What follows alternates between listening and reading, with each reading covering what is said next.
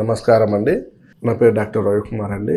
ఈరోజు మనం తెలుసుకునే టాపిక్ వచ్చేసి పైల్స్ గురించి మనం డిస్కస్ చేద్దామండి. ఈ పైల్స్ ప్రాబ్లం ఎలా ఉంటుంది, ఈ పైల్స్ రావడానికి గల కారణాలు ఏంటి, దీనికి ఎలాంటి ట్రీట్మెంట్ వల్ల మనకు క్యూర్ అవుతుందో మనం చూద్దాం. ఈ పైల్స్ అంటే ఏంటి అంటే మలద్వారం దగ్గర చిన్న మాస్ అనేది పెరగడం వల్ల, అక్కడ ఉన్న రక్తనాళాలు అనేటివి పెరగడం వల్ల మనకి పైల్స్ అనేది రావడం జరుగుతుంది. ఈ పైల్స్ విషయానికి వస్తే మొదటి కారణం కాన్స్టిపేషన్ అంటే మలబద్ధకం. ఈ మలబద్ధకం వల్ల మోషన్ సరిగా వెళ్ళకపోవడం వల్ల, మోషన్ టైట్గా వెళ్ళడం వల్ల ఆ మలద్వారం దగ్గర మనం ప్రెజర్ గురి కావడం జరిగి అక్కడ మన పైల్స్ వచ్చే అవకాశాలు ఉంటాయండి. అలాగే మెయిన్గా ఈ కాన్స్టిపేషన్ ప్రాబ్లం ఎందుకు వస్తుంది, మలబద్ధకం రావడానికి మళ్ళీ కారణాలు ఏంటి అంటే గ్యాస్ ప్రాబ్లం. ఈ గ్యాస్ వల్ల అంటే మనం కడుపంతా టైట్గా పట్టేయడము, ఏదైనా కొంచెం తిన్నా కూడా కడుపంతా ఫుల్గా ఉన్నట్టుగా ఫీలింగ్ అవ్వడము, అలాగే పైనుంచి ఎక్కువ తేన్పులు రావడము, పుల్లటి తేన్పులు రావడము, ఇలాంటి కారణాల వల్ల ఏమవుతుందంటే డైజెషన్ సరిగ్గా అవ్వదు. ఆ డైజెషన్ సరిగ్గా అవ్వనప్పుడు ఏమవుతున్నాయి, మనకు అక్కడ బొవెల్ మూమెంట్స్ అంటే పేగుల కదలికలు కరెక్ట్గా ఉండవు.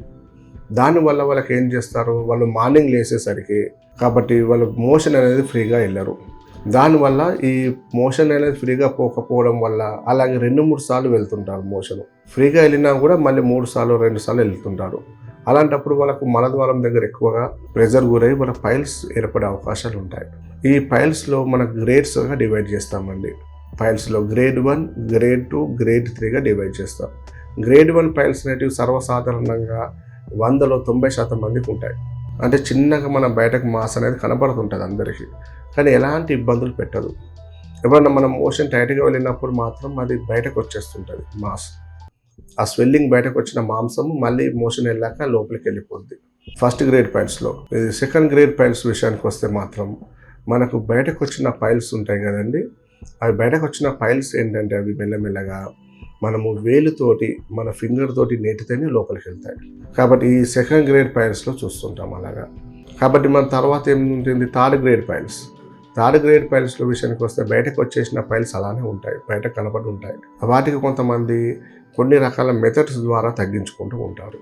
కొంతమంది క్షారసూత్ర పద్ధతి అంటాం, అంటే థ్రెడ్డింగ్ మెథడ్ అంటాం ఆయుర్వేదిక్లో. ఆ థ్రెడ్కి వాళ్ళు కొంచెం మందు రాసి దాన్ని గట్టిగా టైట్గా కట్టేసి పెడతారు. తర్వాత అది క్లియర్ అయిందని చెప్తారు కానీ మళ్ళీ ఫామ్ అవుతాయి. కొంతమంది లేజర్ టెక్నాలజీ వాడతారు.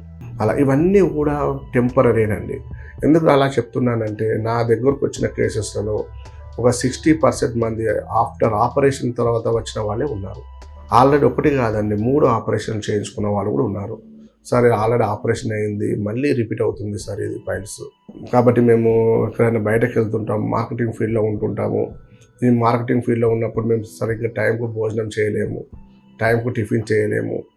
అలాగే మేము నీళ్ళు అనేది కూడా తాగాలంటే కష్టం అవుద్ది, అలాగే మూత్రంకి ఎక్కడికైనా వెళ్ళాలన్నా కష్టం అవుద్ది. కాబట్టి నీళ్ళు తక్కువ తాగుతాం. ఇలా అంటే మార్కెటింగ్ ఫీల్డ్లో ఉన్నప్పుడు కానివ్వండి, బయట తిరిగే వాళ్ళు కానివ్వండి, అలా ఎక్కువసేపు కూర్చొని డ్రైవింగ్ ఫీల్డ్లో ఉన్న వాళ్ళు కానివ్వండి, ఇలా అంటే వాళ్ళు ఏం చేస్తారంటే ఫుడ్ టైంకి తీసుకోకపోవడం వల్ల ఇలాంటి ప్రాబ్లమ్స్ వస్తుంటాయి.